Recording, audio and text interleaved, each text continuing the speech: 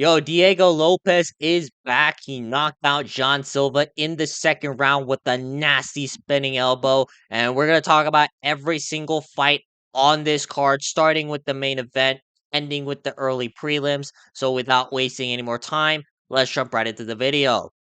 Starting off with the main event, Diego Lopes got a round two knockout over Jean Silva. I picked Jean Silva to win this fight, but I don't regret it because Jean Silva kind of did what I thought he would. But at the same time, Diego Lopes didn't do what I expected. Like, I expected Diego Lopes to kind of go out there and brawl, but he didn't necessarily do that. Like, he actually looked to grapple every time they were in the clinch. Or maybe not every time, but like a couple of times where Jean Silva either overextended himself or Diego Lopes was able to get a necktie or like an underhook. Like Lopez actually initiated the grappling. And it looked like Lopez was the much superior grappler. He was able to 10-8 Gene Silva in the first round by just ground and pounding him nonstop. The elbows were absolutely filthy. Uh Gene Silva couldn't get escape the mounted triangle, I believe. I forget what it was, but anyways, it was clear that Diego Lopez had a big advantage in the jiu-jitsu. Now, to be fair to Gene Silva, he was actually doing pretty well on the feet. I thought that Gene Silva was the more educated striker. I thought he was doing a better job at selecting his shots. And Lopez, yes, he was eating a lot of them, but at the same time, I was like, ooh, a couple more of these, and Diego Lopez might not be okay. All right, Gene Silva was throughout the night. Uh, the up kick was money for him. The right hand was money for him. The spinning elbows were money for him. Unfortunately, however, after rocking Lopez a couple of times and trying to get him up against the fence, Diego Lopez was able to catch Gene Silva with his own spinning elbow and drop Gene Silva badly before he finished him with ground and pound TKO. I will say this though, Gene Silva, you cannot be trying to fight him after the ref calls off the fight. Like, that's just not cool. Like, you really shouldn't be doing that. Like, I still love Gene Silva, but yeah, that was kind of a poor taste in my mouth. So yeah, we gotta fix that. But other than that, though, I still think that Gene Silva's like what top five ish. Like, I would still pick him to beat Ortega by a brutal knockout. I would still pick him to whoop Yair Rodriguez's ass. I would still pick him to maybe beat Aljo. I don't know. It depends on how well he does in the grappling. But yeah, I would say Gene Silva, he's still a legitimate opponent. I still rate uh Gene Silva higher than any other Diego Lopez win. So hats off to Diego Lopez. He's still a top contender. He's still looking for a title shot. And I think if he gets one more win, right, preferably against Yair Rodriguez, I think he'll get a title shot.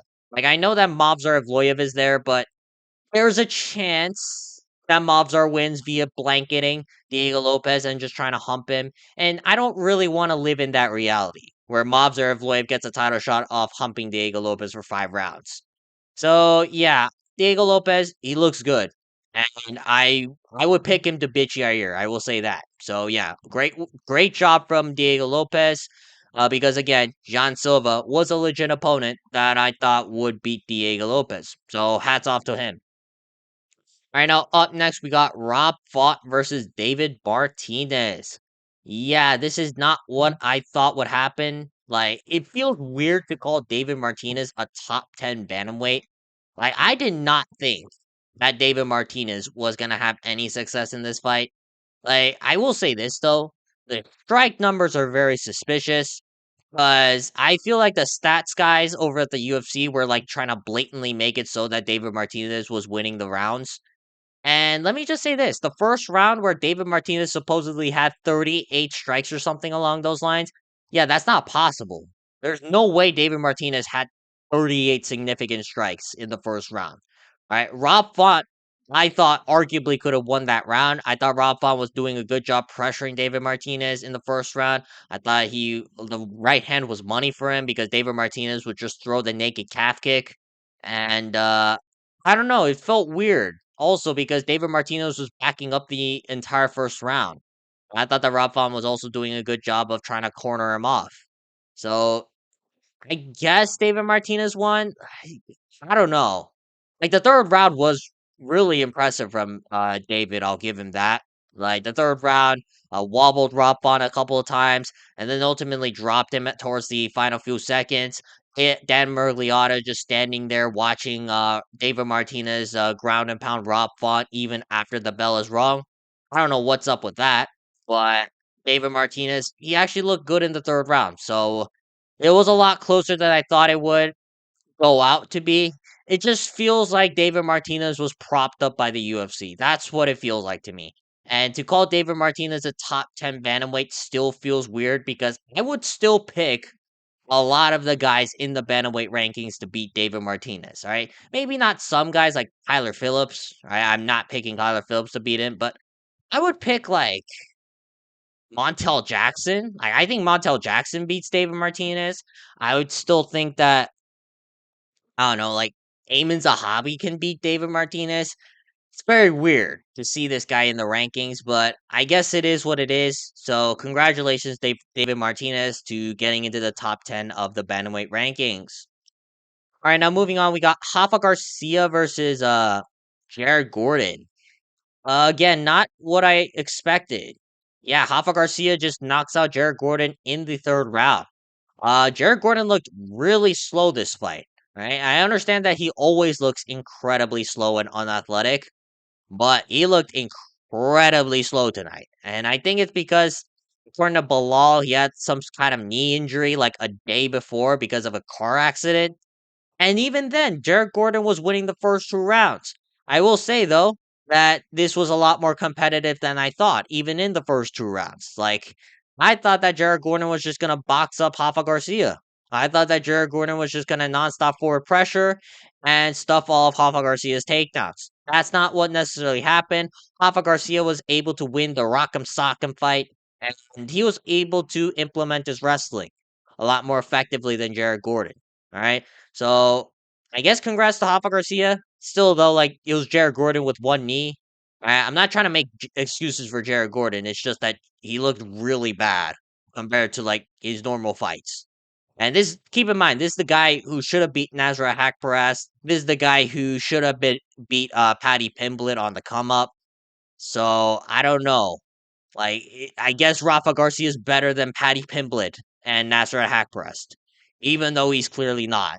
So I guess congrats to Rafa Garcia. I guess this means he's gonna get a jump up in the lightweight rankings or like the division in general.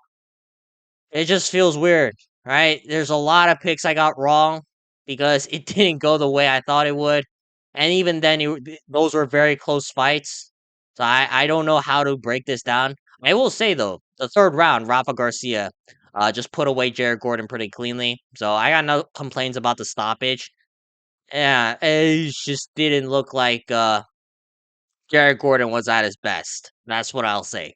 I'm not even coping about that. It's just like Jared Gordon just looks better normally, even when he loses. So yeah, congratulations to Rafa Garcia regardless. Right now, up next, we got Kelvin Gastelum versus Dustin Stoltzfus.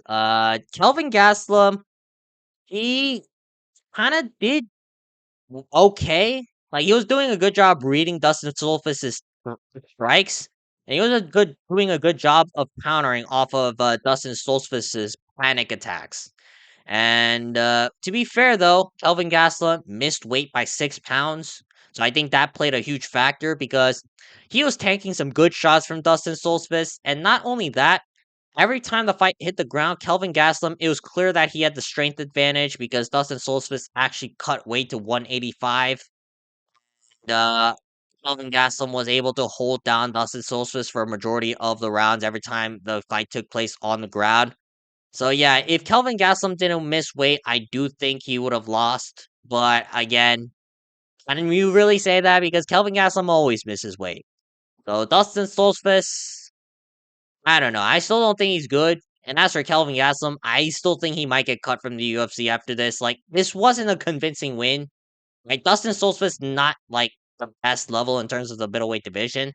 And for Kelvin Gastelum to eke out a decision while being weighing over like 6 pounds, the weight limit, it's just not a good look. So I guess Kelvin Gastelum won, so that's a thing. But at the same time, not the best look, and I wouldn't be surprised if he gets cut from the UFC coming Tuesday. All right, now moving on, we got Alexander Hernandez versus Carlos Diego Ferreira. Again, another weird fight. Like I think I got almost every single fight on the main card wrong. All right, Alexander Hernandez knocked out Diego Ferreira with the second round. All right, as Diego Ferreira was coming in, Alexander Hernandez timed a beautiful elbow, short elbow to be precise, and dropped Diego Ferreira, and then proceeded to lay some nasty ground and pound to put out Carlos Diego Ferreira to sleep.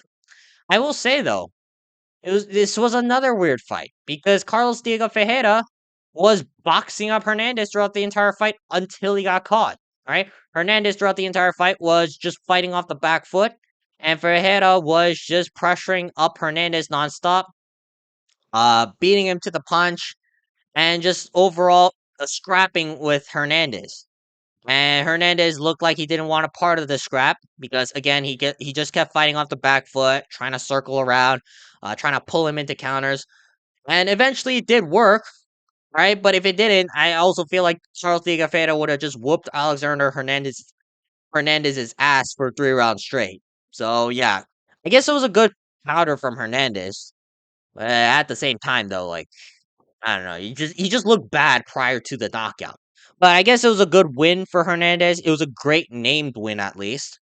All right, Carlos Diego Ferreira is like someone who is just outside of the rankings, and that puts Alexander Hernandez in a position to be close to the lightweight rankings. All right, maybe like one win, one or two more wins, and he'll find himself within like the top 15 to 10 range of the lightweight division, and that's hard to get into. So I would love to see him fight Mauricio Rufy. I think that's a perfect step up in or down in competition, depending on how you want to view it. All right. Mauricio Rufy does need to prove himself a bit. Alexander Hernandez is on a fight win streak, and he's knocked out like two great prospects in Carlos de Fajeda and Chase Hooper. So I'm interested to see Hernandez try to get back into the rankings for once. And as for Mauricio Rufy, I think that's a perfect name to try and prove himself that, oh, he's still like goodish level in the lightweight division. So hopefully they make that fight. And hopefully I get to see either one of them in the rankings and try to make a run to the title. All right, now moving on, we got Santiago Luna versus Quang Lee. Some iffy moments from Santiago Luna.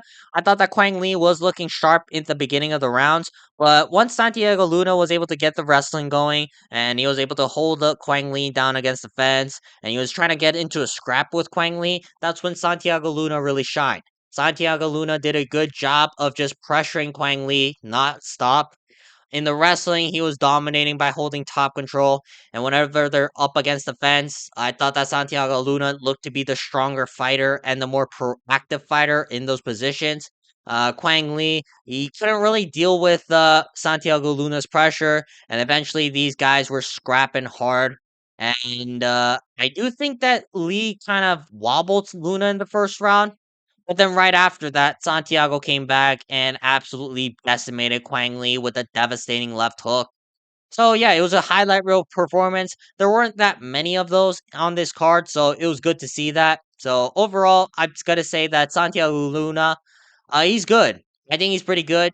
There is still a long way for him to go up in order to make the rankings of the bantamweight division because I didn't really rate Quang Lee as like the best level of opposition in the first place. But from the eye test, he's very scrappy, he's very athletic, he's very strong, and he has good finishing instincts. So yeah, it was a good performance from Santiago Luna, and hopefully he can keep it up against higher levels of competition.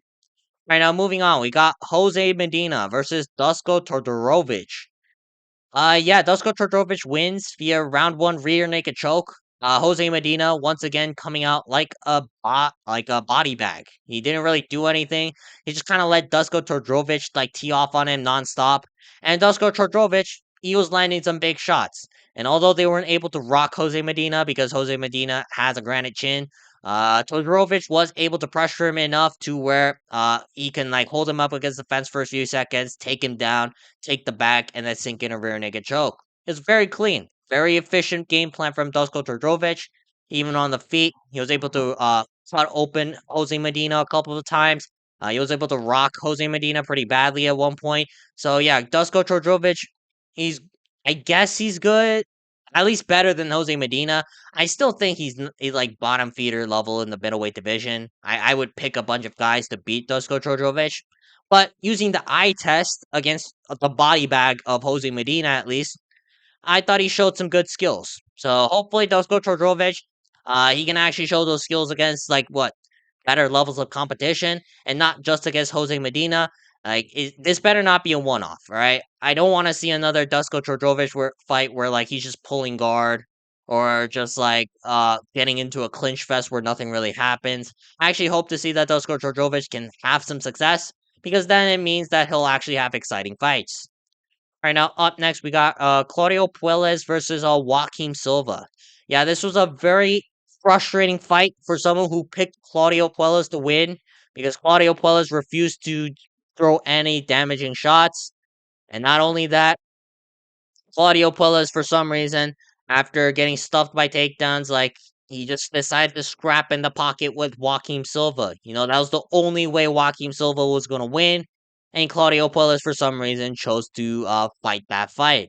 Right? Joaquim Silva, I still don't think he's good. He got held down by Claudio Puelles for like 2 to 3 rounds. And I thought that Claudio Puelles was on his way to winning the fight. But hey, he was the better striker. It doesn't take much to be a better striker than Claudio Puelles. But he was able to drop Claudio Puelles at one point. He was able to just kind of bruise him up a little bit. We'll say though, how did he drop Armin Sarukian though? Like, he did not look good at all this fight. I'll say that. Like there were moments, like the end of the third round, where he dropped Claudio Puelles and proceeded to throw some ground and pound shots. But outside of that, I just don't rate Joaquim Silva still. Like I would still pick him to lose against any decent prospect in the lightweight division. So yeah, it was a very bad fight with some good moments. That's how I'll sum up the Joaquim Silva versus Claudio Puelles fight. But still, I guess Joaquim Silva won. So congratulations. All right, now moving on, we got Tatiana Suarez versus Amanda Lemos. Yeah, this fight was pure garbage. There's nothing else to break down about this. The thing that was frustrating was the fact that Tatiana Suarez, despite having Olympic level accolades in like wrestling, she just could not take down Amanda Lemos, someone who picked up wrestling in her 30s as she's pursuing her MMA career. Like, what are we doing here, Tatiana Suarez? We actually need to take down Amanda Lemos and try to do some work. Instead, she just kind of Mario Bautista maxed and held Amanda Lemos up against the cage for like 3 rounds. Yeah, I don't want to see Tatiana Suarez fight like ever, or at least the next few months. All right, hopefully that doesn't happen.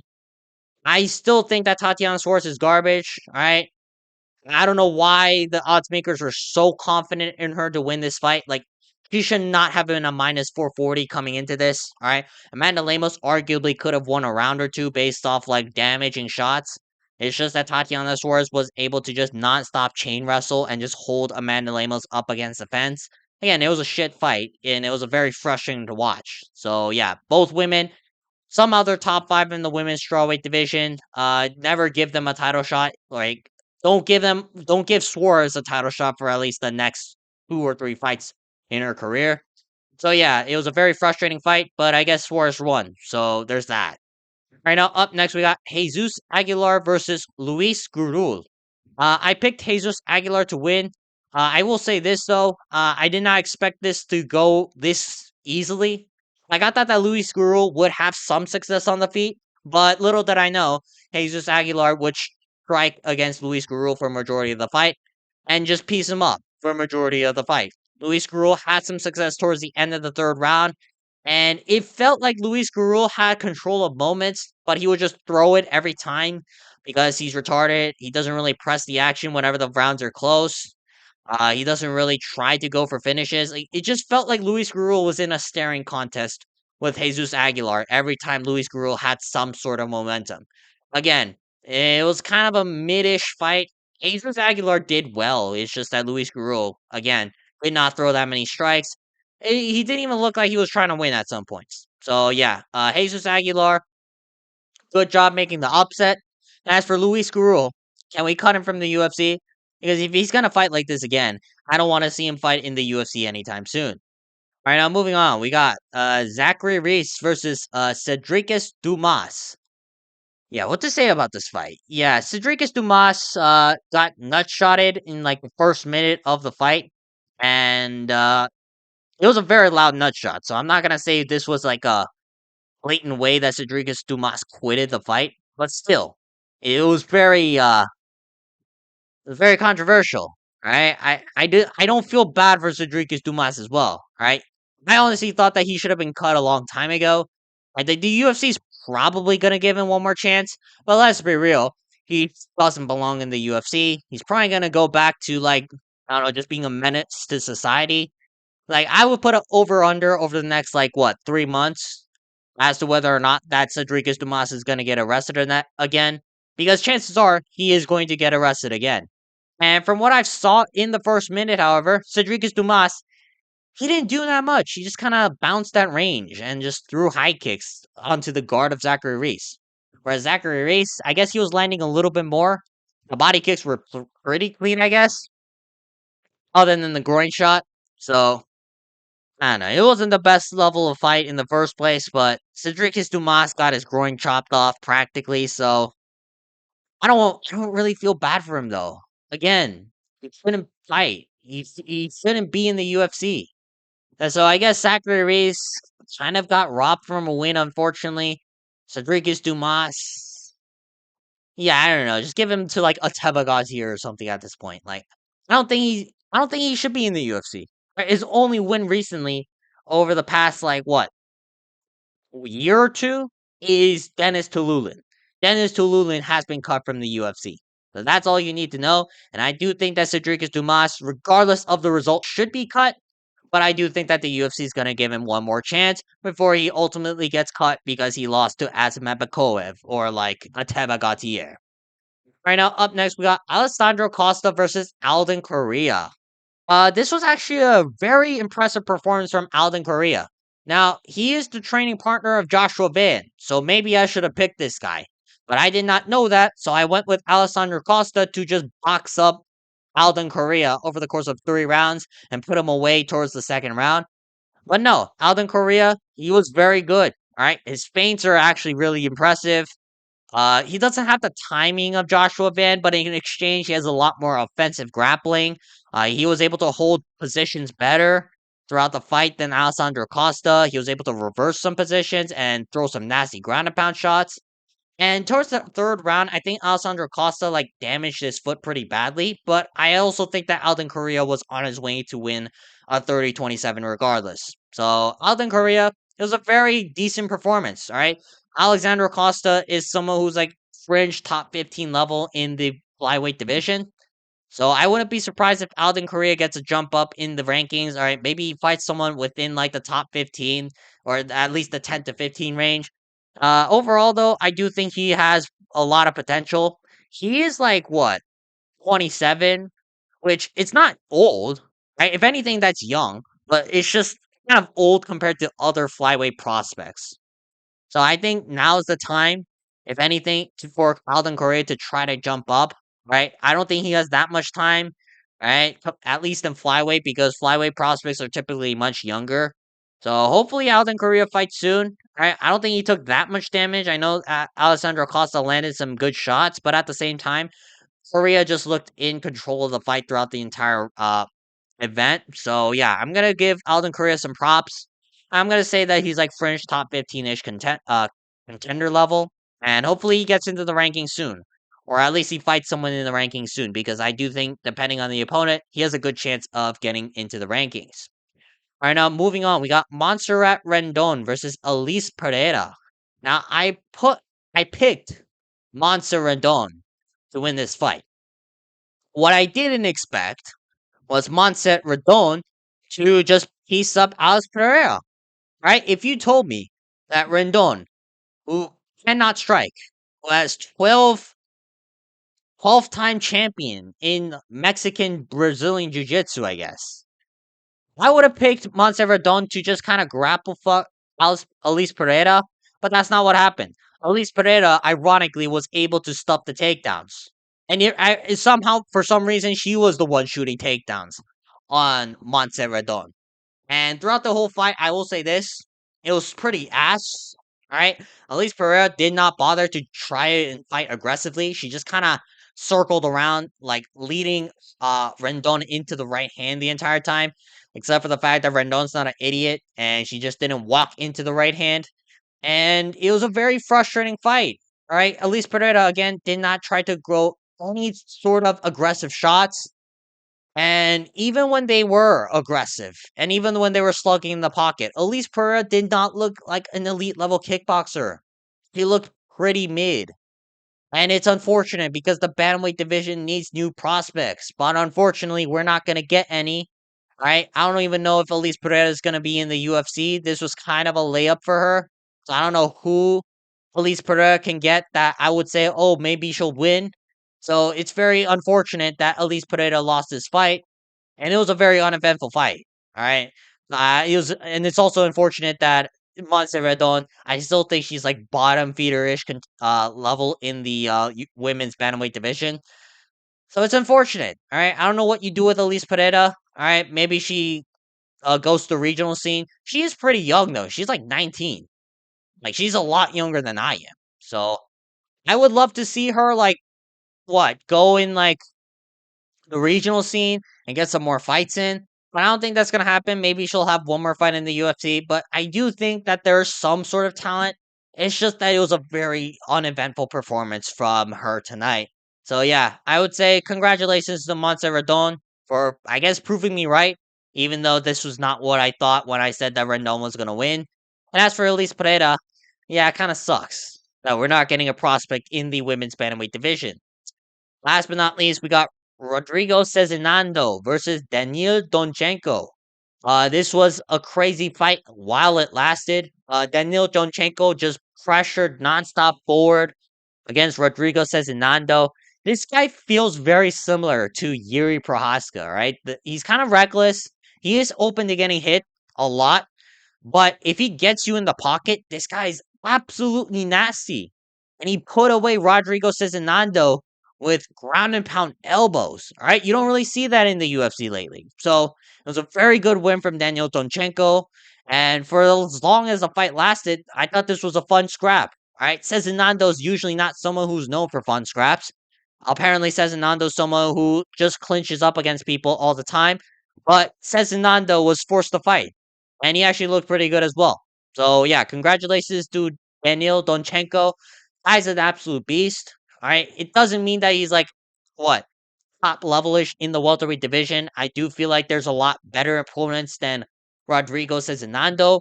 But from what I'm seeing a lot of good things. I'm seeing aggression. I'm seeing iron chin. I'm seeing a very efficient and nasty pocket boxing. And that's what you need to get pretty far into the welterweight division. So I hope to see Daniel Donchenko fight soon.